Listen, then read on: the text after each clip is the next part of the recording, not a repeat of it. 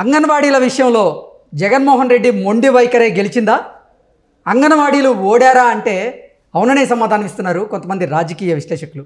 ఇక ఇదే అంశానికి సంబంధించి మనతో మాట్లాడేందుకు ప్రముఖ సీనియర్ జర్నలిస్ట్, ప్రముఖ రాజకీయ విశ్లేషకులు సిఎస్ రావు గారు మనతో ఉన్నారు. ఆయనతో మాట్లాడదాం. Sir hi sir. Hello Krishna. Sir, అంగన్వాడీల విషయంలో జగన్మోహన్ రెడ్డి మొండి వైఖరే గెలిచిందా? అంగన్వాడీలు ఓడారా అంటే ఏం చెప్తారు సార్? సో ఇప్పుడు పరిస్థితిని బట్టి కన్నా చూస్తుంటే అసలు అంగన్వాడీలను గెలిచారా లేకపోతే జగన్మోహన్ రెడ్డి గెలిచారా అనేటువంటి పరిస్థితికి ఎందుకు వచ్చింది అని అంటే సామరస్యంగా పరిష్కరించుకోవాల్సినటువంటి సమస్య అది.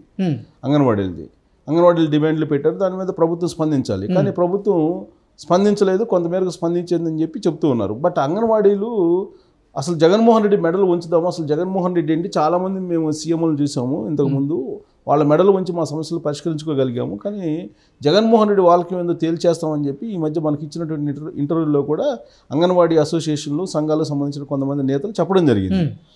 నిజమే కావాలా అంగన్వాడీలు జగన్మోహన్ రెడ్డి మెడలు ఉంచేటువంటి అవకాశం ఉందని చెప్పేసి అనుకున్నారు, చాలామంది కూడా అదే అనుకున్నారు. సో అంగన్వాడీ సమస్యలు పరిష్కరిస్తారు, ఇంత పెద్ద ఎత్తున 42 రోజుల పాటు సమ్మె చేస్తే ఖచ్చితంగా జగన్మోహన్ రెడ్డి ఒక మెట్టు దిగొచ్చైనా సరే వాళ్ళ సమస్యలు పరిష్కరిస్తారని చెప్పేసి అనుకున్నారు. కానీ చలో విజయవాడ కార్యక్రమం ఏదైతే పెట్టారో ఆ కార్యక్రమాన్ని చిన్నాభిన్నం చేయడంతో జగన్మోహన్ రెడ్డి అంగన్వాడీల మీద పైచేయి సాధించారని చెప్పేసి మనం ఒక రకంగా అభిప్రాయానికి రావచ్చు. కారణం ఏంటంటే చలో విజయవాడ కార్యక్రమం వీళ్ళు పిలుపునిచ్చారు. అంగన్వాడీలు పిలుపునిచ్చినటువంటి క్రమంలో ముందు నుంచే ఆంధ్రప్రదేశ్ ప్రభుత్వం, ఆంధ్రప్రదేశ్ పోలీసులు అసలు అంగన్వాడీలు ఎవరెవరు యాక్టివ్గా ఉన్నారు, ఎవరెవరు ఈ కార్యక్రమాన్ని ముందుండి నడిపిస్తున్నారు అనే దాని మీద ఒక క్లారిటీకి వచ్చేసారు. క్లారిటీకి వచ్చి వీళ్ళని ఏ విధంగా విడగొట్టాలి, ఏ విధంగా వాళ్ళ మధ్య సమన్వయం లేకుండా చేయాలి అనే దాని మీద బాగా కసరత్తు చేశారు ఆంధ్రప్రదేశ్ పోలీసులు. దాంతో అసలు వాళ్ళు ఇవాళ సోమవారం రోజు చలో విజయవాడ కార్యక్రమానికి పిలుపునిస్తే శనివారం నుంచి ఆంధ్రప్రదేశ్ ప్రభుత్వం, ఆంధ్రప్రదేశ్ పోలీసులు అంగన్వాడీలు విజయవాడకు రాకుండా ఏ విధంగా అడ్డుకుందాం అనే దాని మీదనే కసరత్తు చేశారు. దానికి కొంతమంది అంగన్వాడీలు కూడా సహకరించారు. వాళ్ళకి అంగన్వాడీ సంబంధించిన సంఘాలు, అసోసియేషన్లకు సంబంధించిన కొంతమంది నేతలు ఆంధ్రప్రదేశ్ ప్రభుత్వానికి, ఆంధ్రప్రదేశ్ పోలీస్కి సహకారం అందించి ఎవరెవరు లీడ్ చేస్తున్నారు ఈ కార్యక్రమాన్ని, చలో విజయవాడ కార్యక్రమాన్ని అనే దాని మీద ఇన్ఫర్మేషన్ ఇవ్వడంతో పోలీసులు చాలా వ్యూహాత్మకంగా వ్యవహరించి అసలు చలో విజయవాడ కార్యక్రమం ఉనికే లేకుండా చేయగలిగారు. అంటే ఉనికి మీన్స్ అంటే రాష్ట్రం నలుమూలల నుంచి రావాల్సినటువంటి అంగన్వాడీలని ఎక్కడికక్కడ అడ్డుకున్నారు. ఎక్కడికక్కడ అడ్డుకొని వాళ్ళని అరెస్ట్ చేసేసి కీలకమైనటువంటి నేతల ఉద్యోగాలు కూడా తీసేసేటువంటి పరిస్థితికి వచ్చారు. సో అందరినీ అదుపులో తీసుకున్నారు, యాక్టివ్గా ఉండేటువంటి వాళ్ళని అదుపులో తీసుకుని ఎక్కడికక్కడ ఏ జిల్లా సరిహద్దులు దాటకుండా చేయగలిగారు ఆంధ్రప్రదేశ్ పోలీసులు. చివరికి విజయవాడకు వచ్చేటప్పటికి విజయవాడలో అసలు అంగన్వాడీ చలో విజయవాడ కార్యక్రమం అసలు ఉందా లేదా అనేటువంటి పరిస్థితి తీసుకొచ్చారు. సో సోమవారం ఉదయం అయితే కొంత ఉద్రిక్త పరిస్థితి అయితే నెలకొంది విజయవాడలో. అంగన్వాడీలు అందరూ వస్తున్నారు, రాష్ట్ర నలుమూలల నుంచి తరలి వచ్చేటువంటి అవకాశం ఉంది. భారీ ఎత్తున దాదాపు 1,00,000 పైగా అంగన్వాడీలు ఆయాలు ఉన్నారు, 1,50,000 వరకు. సో వాళ్ళందరూ తరలి వచ్చేటువంటి అవకాశం ఉంది. వాళ్ళతో పాటు రాజకీయ పార్టీలు, వాళ్ళతో పాటు వామపక్ష పార్టీలకు సంబంధించినటువంటి కార్యకర్తలు వీళ్ళందరూ వచ్చేటువంటి అవకాశం ఉంది. గతంలో ప్రభుత్వ ఉద్యోగులు అలాగే టీచర్లు చేసినటువంటి ఉద్యమంలాగా హిట్ అవుతుంది, క్లిక్ అవుతుంది, విజయవంతం అవుతుంది అనేటువంటి అభిప్రాయంతో ఉన్నారు చాలామంది. కానీ చాలా నింపాదిగా ఆంధ్రప్రదేశ్ ప్రభుత్వం ఉంది, ఆంధ్రప్రదేశ్ ముఖ్యమంత్రి జగన్మోహన్ రెడ్డి కూడా నింపాదిగా ఉన్నారు. ఆంధ్రప్రదేశ్కి సంబంధించినటువంటి పోలీసులు మాత్రం చాలా వ్యూహాత్మకంగా వ్యవహరించారు. జగన్మోహన్ రెడ్డి ఇచ్చినటువంటి ఆదేశాల మేరకు వాళ్ళని చిన్నాభిన్నం చేయగలిగారు. చిన్నాభిన్నం చేయడంతో పాటు అసలు వాళ్ళ సరిహద్దులు దాటి రాకుండా విజయవాడ వైపు ఎక్కడికెక్కడ అడ్డుకొని వాళ్ళని నిరోధించగలిగారు. దీంతో జగన్మోహన్ రెడ్డి సక్సెస్ అయ్యారని చెప్పి మనం చెప్పడానికి అవకాశం ఉంది. సో ఆయన విజయవంతం అయ్యారా వీళ్ళ మీద అని అంటే ఆ కోణం నుంచి కాకుండా జగన్మోహన్ రెడ్డి ఎందుకు అసలు వీళ్ళని సమ్మె చేస్తున్నటువంటి వాళ్ళని పిలిచి మాట్లాడలేకపోయారు అనేది మనం కనుక విశ్లేషణ చేసుకుంటే అక్కడ పొలిటికల్ ఇన్ఫ్లుయెన్స్ ఉంది కాబట్టి ఒక మెట్టు దిగ్గకూడదు అనేది జగన్మోహన్ రెడ్డి యొక్క ఆలోచన అనేది తాడేపల్లి క్యాంపస్లో జరుగుతున్నటువంటి టాక్. అంటే జగన్మోహన్ రెడ్డి ఈ సమ్మె వెనక అంటే ప్రతిపక్షాలు ఉన్నాయని భావిస్తున్నాడు సార్.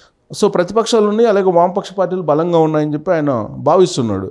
అందుకే ఆయన చాలా సీరియస్గా ఈ సమ్మె మీద దృష్టి పెట్టాడు. సహజంగా అవసరమైతే కనుక గతంలో ప్రభుత్వ ఉద్యోగులు ఆయన పిఆర్సీ కోరినప్పుడు కానీ, వాళ్ళ డిమాండ్లు పెట్టినప్పుడు కానీ మంత్రుల కమిటీ వేశారు. మంత్రుల కమిటీ రకరకాలుగా చర్చించింది, అనేకసార్లు సంప్రదింపులు జరిపారు.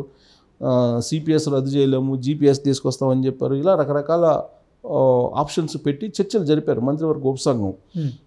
ఆ తర్వాత జగన్మోహన్ రెడ్డి 1-2 సందర్భాల్లో వాళ్ళతో నేరుగా మాట్లాడారు. కానీ అంగన్వాడీల విషయం వచ్చేటప్పటికి వాళ్ళతోటి మాట్లాడటానికి కూడా జగన్మోహన్ రెడ్డి ఇష్టపడలేదు.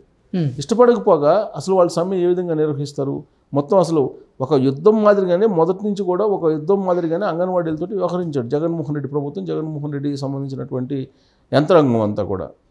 సో ఎందుకు ఆ విధంగా వ్యవహరించారు అనే దాని మీద కనుక మనం క్వశ్చన్ వేసుకుంటే ఖచ్చితంగా ఇది ఎన్నికల సమయంలో విపక్షాల ప్రోత్సాహంతో జరుగుతున్నటువంటి సమ్మెగా ఆయన భావించారు. అందుకే తనేంటో చూపించేటువంటి ప్రయత్నం చేశారు. తనేంటో ఆల్రెడీ ప్రభుత్వ ఉద్యోగులు చూపించారు, టీచర్స్ చూపించారు. సో దాంతో ఇప్పుడు ప్రభుత్వ ఉద్యోగులు కానీ టీచర్స్ కానీ ఎవరు కూడా ముందుకు వచ్చి ధర్నా చేయడానికో ఆందోళన చేయడానికో ఎవరు కూడా ముందుకు రావట్లేదు. కానీ అంగన్వాడీలు మాత్రం ముందుకు వచ్చారు. ముందుకు వచ్చి వాళ్ళతో పాటు ఆల్రెడీ గతంలో మనం తీసుకుంటే స్టార్టింగ్ నుంచి తీసుకుంటే కనుక సమ్మె స్టార్టింగ్ నుంచి కనుక వాళ్ళు సమ్మె స్టార్ట్ చేసినటువంటి కొన్ని రోజులకి మున్సిపల్ ఉద్యోగులు యాడ్ అయ్యారు, వాళ్ళకి మద్దతు పలికారు. ఆ తర్వాత సర్వశిక్ష అభియాన్కి సంబంధించినటువంటి ఉద్యోగులు కూడా మమ్మల్ని పర్మనెంట్ చేయండి, మేము కాంట్రాక్ట్ బేసిస్ మీద మమ్మల్ని పర్మనెంట్ చేయండి అని చెప్పి వాళ్ళు యాడ్ అయ్యారు వీళ్ళతో పాటు. అలాగే కొంతమంది వాలంటీర్లు కూడా వీళ్ళకి కోఆపరేట్ చేశారు. సో ఇది ముదిరి పాకాన పడిపోయింది. ముదిరి పాకాన పడిపోయిన తర్వాత మేము ఎట్టి పరిస్థితుల్లో జీతాలు పెంచమని చెప్పి అనేక సందర్భాల్లో మంత్రి బొత్స సత్యనారాయణ చెప్పారు, వైఎస్ఆర్ కాంగ్రెస్ పార్టీ ఎమ్మెల్యేలు చెప్పారు, చాలా క్లియర్గా చెప్పారు. మీ ఇష్టం వచ్చినట్టు చేసుకోండి అని కూడా చెప్పారు. అంత స్థాయిలో ఎప్పుడు కూడా ప్రభుత్వం చెప్పదు. ఆ విధంగా తెగేసి చెప్పినా కానీ ఇంకా మమ్మల్ని పిలిచి మాట్లాడతాడు జగన్మోహన్ రెడ్డి అనేటువంటి ఒక ఆశ అంగన్వాడీల్లో ఇటీవల వరకు కూడా ఉంది. అయితే ఇప్పుడు తాజాగా ప్రభుత్వం వ్యవహరించినటువంటి తీరుని కనుక చూస్తే కనుక ఎంత కోపంగా ఉన్నాడు జగన్మోహన్ రెడ్డి అంగన్వాడీల మీద అనేది అర్థమవుతుంది. ఎస్మా ప్రయోగించడం ద్వారానే తెలుసు. ఎస్మా ప్రయోగించారు. ఎస్మా ప్రయోగించినప్పుడే వాళ్ళు అర్థం చేసుకోవాలి. ఎస్మా ప్రయోగించినప్పుడే అర్థం చేసుకోకుండా వాళ్ళు ఇంకా సమ్మె చేస్తాం మేము ఎస్మా పరిధిలో లేము అని చెప్పి వాళ్ళు సమ్మెకి మరింత ఉధృతం చేసేటువంటి ప్రయత్నం చేశారు. ప్రయత్నం చేసినటువంటి క్రమంలో అంతే స్పీడ్గా జగన్మోహన్ రెడ్డి తన యంత్రాంగాన్ని తన మొత్తం టీంని కదిలిచ్చినటువంటి సందర్భంగా ఇది మొత్తం చిన్నాభిన్నం అయిపోయింది. ఇప్పుడు మంత్రి పెద్దిరెడ్డిని ఏ విధంగా అయితే నిలదీశారో అనంతపురంలో, అదే విధంగా ఎమ్మెల్యేలు నిలదీశారు, అనేక మందిని ప్రభుత్వ అధికారులు నిలదీశారు. వీటన్నిటిని చూసిన తర్వాత వీళ్ళకి ఒక్క పైసా కూడా పెంచేది లేదు అని చెప్పి ఆయనే ఉన్నతాధికారులకి చెప్పారు. ఆ మేరకు అంగన్వాడీల మీద ఈ మొత్తం అరెస్టుల పరం కొనసాగింది. ఆల్రెడీ 12 మంది మీద నిన్ననే కేసులు పెట్టారు. అలాగే ఇవాళ చాలామంది మీద కేసులు పెట్టారు. ప్లస్ ఇంకోటి ఏంటంటే హాజరు కానటువంటి వాళ్ళు ఎవరైతే ఉన్నారో వాళ్ళ లిస్ట్ అవుట్ కూడా చేశారు. వాళ్ళు లిస్ట్ అవుట్ చేసి ఆల్రెడీ వాళ్ళకి షోకాజ్ నోటీసులు ఇచ్చారు. షోకాజ్ నోటీసులకు రిప్లై ఇవ్వనటువంటి వాళ్ళు, ఇచ్చినటువంటి వాళ్ళు ఇలా కేటగిరైజ్ చేశారు. కేటగిరైజ్ చేసి ఆల్రెడీ ఉద్యోగాల నుంచి తీసేస్తున్నామని చెప్పి ఆల్రెడీ ఉత్తర్వులు కూడా జారీ చేశారు కొన్ని జిల్లాల కలెక్టర్లు. సో దాంతో ఇప్పుడు సగం మంది అంగన్వాడీలు ఉద్యోగాలు పోగొట్టుకున్నటువంటి పరిస్థితి. ప్లస్ కొంతమంది విధుల్లో జాయిన్ అయ్యారు కొంతమంది, వాళ్ళ వరకు వదిలిపెడుతున్నారు. విధుల్లో జాయిన్ అయినటువంటి వాళ్ళు ఎవరు అంటే వైఎస్ఆర్ కాంగ్రెస్ పార్టీకి అనుకూలంగా ఉండేటువంటి వాళ్ళు.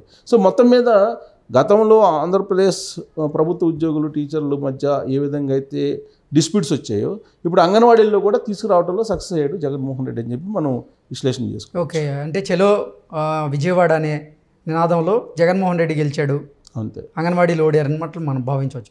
ఆ సంఘటన బట్టి మనం ఖచ్చితంగా అలా ఒపీనియన్ రావచ్చు. ఓకే.